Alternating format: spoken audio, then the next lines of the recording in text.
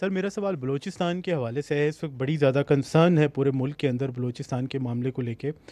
आपने ऑपरेशंस का जिक्र किया, 25 और 26 की जो वेल कोऑर्डिनेटेड टेरर अटैक्स थे उनका जिक्र किया। हम सब जानते हैं कि वहाँ पर एक ऑनगोइंग ऑपरेशंस मौजूद हैं, फोर्सेस मौजूद हैं, और डेफिनेटली उनको सपोर्ट करने के लिए इंटेलिजेंस नेटवर्क भी मौजूद होगा। तो क्या आप नहीं समझते कि आपके ऑनगोइंग ऑपरेशंस के बावजूद आपके जो इंटेलिजेंस नेटवर्क है उसके होते हुए भी ये इतना बड़ा वेल कोऑर्डिनेटेड अटैक्स हुए, तो ये आपकी जो फोर्सेस जो कि वहाँ पर कार्रवाइयाँ कर रही हैं पहले से मौजूद हैं, और जो आपका इंटेलिजेंस नेटवर्क है, तो क्या उसके ऊपर ये एक बहुत बड़ा क्वेश्चन मार्क नहीं रेज होता कि ये क्या आपका नेटवर्क जो है, आपकी फोर्सेस जो हैं, क्या उनकी क्या परफॉर्मेंस है? देखिए, बलूचिस्तान के ऊपर एक बार आप इजाज़त देंगे तो मुझे थोड़ा-सा आप टाइम दें तो मैं इसको ज़रा खुल के बात करना चाहूँगा। बलूचिस्तान जो है ना, ये पाकिस्तान की जान है, ये हमारी शान भी है और आन भी है। और जहाँ तक फ़ौज का ताल्लुक है, शायद ही फ़ौज में कोई अफ़सर हो, जिसने बलूचिस्तान में सर्व ना किया हो, जिसने वहाँ ट्रेनिंग ना हासिल की हो। हमारे लिए तो ये एक दूसरे घर का दर्जा रखता है। इट इज़ 45% ऑफ पाकिस्तान रकबे के लिहाज से, ऑलमोस्ट 45%। और उसके मुकाबले में अगर पाकिस्तान की आबादी 25 करोड़ है तो बलूचिस्तान की जो आबादी है वो 14-15 मिलियन है। तो जो एक ज़्यादा रकबे में कम आबादी की वजह से जो मसाइल हैं वो वहाँ हकीकतन जन्म लेते हैं। This we first need to understand.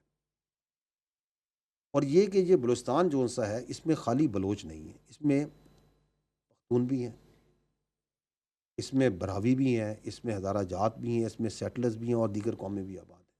और इसी तरह जो बलोच हैं वो पाकिस्तान की कसीर तादाद पाकिस्तान के दूसरे इलाकों में, वो पंजाब में, सिंध में, कश्मीर में, गिलगित बल्तिस्तान में, खैबर पख्तूनख्वा, हर जगह ना सिर्फ आबाद हैं बल्कि वहाँ की मुआशरत में और मईशत में रचे बसे हुए हैं।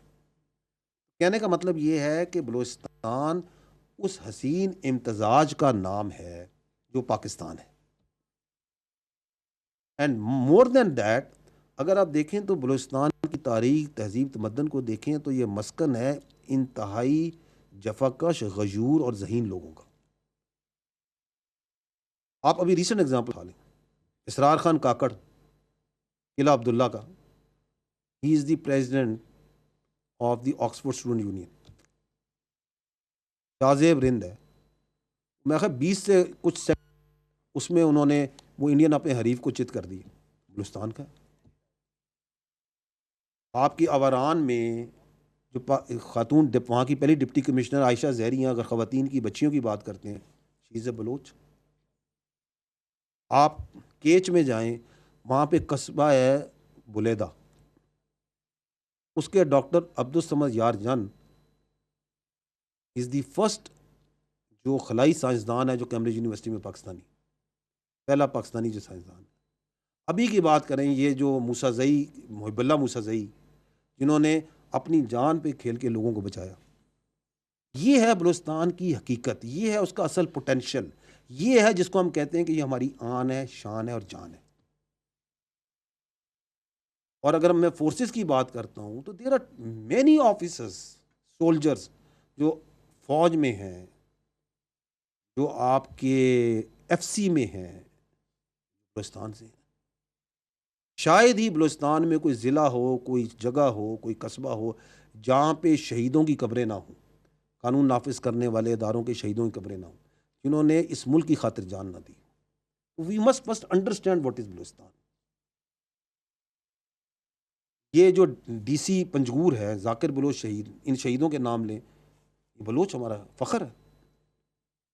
आपके सहाफ़ियों में मोहम्मद सिद्दीक मैंगल शहीद, पुलिस में बात करें नवाज़ गशकोरी शहीद, लेफ्टिनेंट जहांगीर मरी शहीद, अभी 2024 में शबीर बलोच शहीद हमारे सिपाही। और कितने शोधा हैं बलूचिस्तान के जिन्होंने इस मुल्क के लिए जान दी। This is what Balochistan is. अब इस बलूचिस्तान के अंदर जो सा है वो बयानिया बनाया जाता है,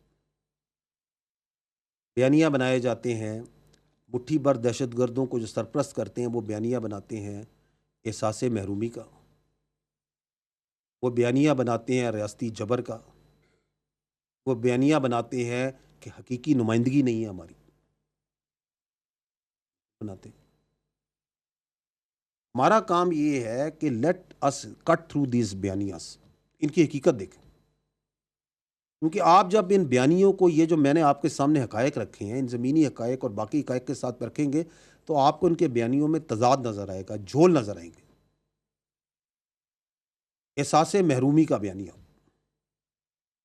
اس سال بلوچستان کا جو بجٹ ہے وہ تقریباً 750 ارب روپے ہے، اس میں سے 520 ارب وفاقی حکومت نے دیے، تو 70% وفاق نے دیے۔ یہ ہے حقیقت۔ ایکسپلائٹیشن اور ریسورسز کی بات کرتے ہیں، یہ بیانیہ بناتے ہیں نا، یہ جو سرپرستی کرتے ہیں ان مٹھی بھر دہشت گردوں کی، یہ بلوچستان حکومت 254 ارب روپے صرف منافع لیتی ہے رائلٹی سے، اور جو بلوچستان میں معدنیات کے پروجیکٹ ہیں ان میں 80% جو لوگ ہیں وہ تو بلوچستان کے ہیں جو ان میں کام کرتے ہیں۔ بیانیہ بنایا جاتا ہے احساس محرومی کا۔ 1947 میں پورے بلوچستان میں 375 کلومیٹر کے قریب سڑکیں تھیں، آج 25,000 کلومیٹر سڑک ہے، 8 قومی شاہراہیں ہیں۔ تعلیم کی بات کریں، اس کا تقریباً فلی فنڈڈ پارشلی فنڈڈ اسکالرشپس پہ پاکستان میں اور بیرون پاکستان بھی تعلیم حاصل کر رہے ہیں۔ بلوچستان میں جو ٹیکنیکل ٹریننگ انسٹیٹیوٹس ہیں وہ زیادہ ہیں as compared to many other provinces.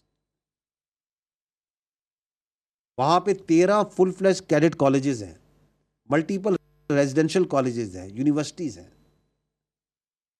Infrastructure بڑے پروجیکٹس کی بات کریں تو بلوچستان میں سی پیک ہے، گوادر ایئرپورٹ ہے، آغاز حقوق بلوچستان کے پروجیکٹس، خوشحال بلوچستان کے پروجیکٹس، 100 جو ڈیمز کے projects, solarised tube wells, Kachhi date processing plants Panjgur میں، and there are multiple projects جو وفاقی حکومت، صوبائی حکومتیں، ریاستی ادارے بلوچستان میں کرتے ہیں، کر رہے ہیں، کرتے آ رہے ہیں اور کرتے رہیں گے۔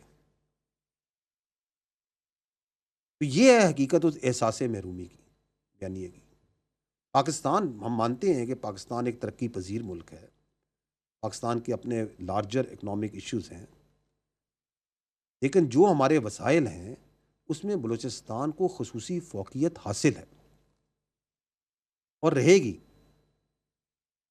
وہاں پہ ہم مانتے ہیں کہ وہاں پہ معاشی اور معاشرتی ترقی کا بہت سکوپ ہے، لیکن وہ ہو رہی ہے اور ہوتی رہے گی۔ ہم یہ بھی جانتے ہیں کہ بالکل جیسے میں نے پہلے عرض کیا کہ ایک بڑا رقبہ ہے، کم آبادی ہے، تو وسائل زیادہ چاہیے، لیکن یہ تو کسی کو حق نہیں ملتا کہ اس کو ایک نیگیٹولی ایکسپلائٹ کرے، لوگوں کی ذہن سازی اس میں کرے۔ اب آپ دیکھیں یہ جو بیانیہ بنتا ہے کہ جی ہماری حقیقی نمائندگی نہیں ہے، میں یہ آپ سے سوال کرتا ہوں کہ آپ یہ بتائیں کہ بلوچستان میں کون سا سیاسی نظام ہے؟ وہی سیاسی نظام ہے جو باقی صوبوں میں ہے، جو پاکستان میں، کوئی ڈفرینٹ ہے وہاں پہ نمائندگی دینے کا نظام؟ It is the same. تمام جو سیاسی پارٹیاں ہیں چاہے وہ قومی لیول کی ہوں یا نچلے صوبے کے لیول پہ بھی ہوں، وہ بلوچستان کی سیاست میں بھرپور حصہ لیتی ہیں۔ مختلف اودار میں ان تمام سیاسی پارٹیاں کسی نہ کسی وقت میں بلوچستان کی حکومت کا اور نیشنل لیول کی گورنمنٹ کی، فیڈرل کی گورنمنٹ لیول کی گورنمنٹ کا پارٹ رہی ہیں۔ ان 17 کے قریب جو بلوچستان کے چیف منسٹر ہیں، آپ شاید جانتے ہوں گے، وہ 17 کے 17 جو ان سے ہیں وہ بلوچ ہیں، اور احساس یعنی کہ نمائندگی نہ ہونے کا، محرومی ہونے کا بیانیہ بنایا جاتا ہے۔ فیڈرل لیول پہ آئیں آپ، وہ بلوچستان سے ملک کے وزیر اعظم رہے ہیں، آپ کے چیف جسٹس آف پاکستان ہیں، عدلیہ میں، فوج میں، بیوروکریسی میں اعلیٰ عہدوں پر ایک بڑی اچھی تعداد بلوچستان کے لوگوں کی ہے، ہمیشہ سے رہی ہے اور آگے بھی رہے گی۔ آپ پولیٹیکل پوزیشن میں چلے جائیں، ہمیشہ سے رہیے. تو پھر پرابلم کیا ہے؟ پرابلم یہ ہے کہ یہ جو بیانیے بنائے جاتے ہیں اس کے پیچھے ایک بیرونی حکمت عملی ہے، ایک سوچ ہے. اس کو فنڈنگ بھی آتی ہے، اس کو انٹلیکچوئل سپورٹ بھی وہاں سے ملتی ہے اور باقی سپورٹ بھی دی جاتی ہے کہ آپ یہ بیانیہ بنائیں احساس محرومی کا، آپ یہ بیانیہ بنائیں نمائندگی نہ ہونے کا، اور پھر وہ انکلوژن کام کرتے ہیں. یہ جو دہشت گرد ہیں ان کے ساتھ آپ کبھی ٹارگیٹنگ دیکھیں، دہشت گرد ٹارگیٹ کس کو کریں؟ They target everything which helps the development of Balochistan. وہ جو مزدور روڈ پہ کام کر رہا ہے اس کو بھی ٹارگیٹ کریں گے، انجینئرز کو. وہ ابھی آپ کے سامنے 25-26 اگست کی رات کو جو ہوا، جو آپ نے ذکر کیا، میں آپ سے پوچھتا ہوں کہ جو کولپور پہ ریلوے کا برج تھا اسے بارود سے انہوں نے کیوں اڑایا؟ کیا وہ کوئی فوجی ٹارگیٹ تھا؟ وہ اس لیے اڑایا تاکہ بلوچستان کی جو اکنامک ہارڈ شپ ہو لوگوں کو، وہاں کے لوگوں کو سوشل ہارڈ شپ ہو، لوگوں کو تکلیف ہو. بلوچستان کے لوگوں کو تکلیف ہوگی نا، اس کی اکانومی متاثر ہوگی، تاکہ یہ جو مصنوعی بیانیہ بنایا جاتا ہے احساس محرومی کا، اس کو مزید دوام ملے. جو بچے، جو لوگ، جو جوان بلوچستان کی معیشت میں حصہ لینے کے لیے دوسرے صوبوں سے، دوسرے شہروں میں کے کام کرتے ہیں، ان کو کیوں بربریت کا نشانہ بنایا جاتا ہے؟ تاکہ بلوچستان کے اندر اکنامک ایکٹیویٹی متاثر ہو، احساس محرومی کا بیانیہ مزید چلایا جائے. یہ ہے جو میں نے پہلے ہی بات کی، ایک گھنونا کھیل جو کہ بیرونی حکمت عملی اس سوچ اور فنڈنگ اور سپورٹ کے بغیر نہیں ہو رہا، اس کے ساتھ ہو رہا ہے. اور جب یہ آتے ہیں، جو آپ بات کر رہے ہیں انٹیلیجنس بیسڈ آپریشنز، اور جو ہم کر رہے ہیں، جب یہ ان کا فوج سے ٹکراؤ ہوتا ہے، تو ابھی آپ کے سامنے ہے، یہ گوادر میں انہوں نے حملہ کرنے کی کوشش کی تھی، یہ نیول بیس جو ہے آپ کی تربت میں، اس پہ گئے تھے، تو کس طرح ان کی لاشیں گری تھی، کس طرح جہنم واصل ہوتے ہیں، اور کیسے ہم جا کے اس بہت بڑے وسیع ایریے میں ان کی کمین گاؤں پہ جا کے ان کو ہنٹ کرتے ہیں. تو پھر یہ جاتے ہیں دوڑ کے یہ سافٹ ٹارگٹس،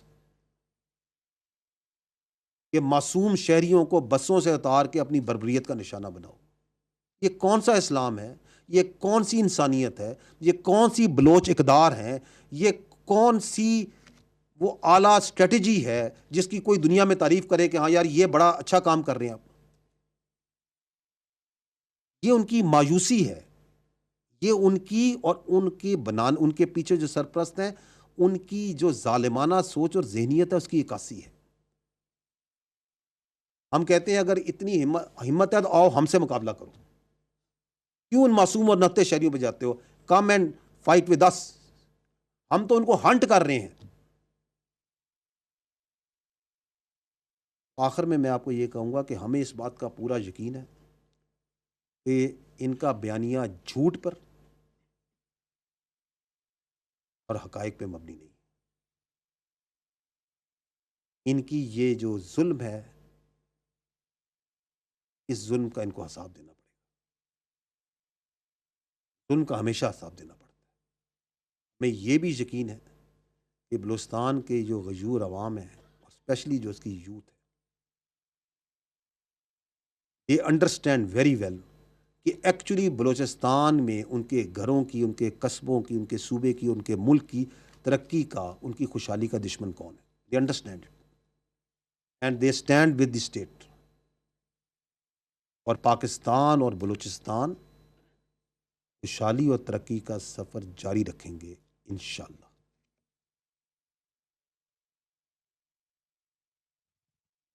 صدیق ساجد جی، ایک نیوز سے ابھی آپ نے فوج کے اندر خود احتسابی کی بات کی اور جنرل ریٹائرڈ فیض امیر کے کورٹ مارشل کی، تو جیسے جیسے کورٹ مارشل کی پروسیڈنگ آگے بڑھ رہی ہے، جو تحریک انصاف کے رہنما ہیں وہ ان خدشات کا اظہار کر رہے ہیں کہ جو بانی پی ٹی آئی ہیں ان کو فوجی تحویل میں لیا جا سکتا ہے، یا ان کے خلاف بھی فوجی جو ملٹری ایکٹ ہے اس کے تحت کارروائی ہو سکتی ہے. اس پر کیا کہیں گے؟ دیکھیں، میں نے آپ کو پہلے عرض کیا کہ ایک سبجوڈس میٹر ہے اور آپ کا سوال ہائپوتھیٹیکل بھی ہے، لیکن میں آپ کو یہ ضرور کہوں گا کہ فوجی قانون کے مطابق کوئی بھی شخص اگر کسی فرد کو یا افراد کو جو آرمی ایکٹ کے تابع ہوں ان کو اپنے ذاتی یا سیاسی مقاصد کے لیے استعمال کرے اور اس کے ثبوت اور شواہد موجود ہوں تو قانون اپنا راستہ خود بنا لے گا۔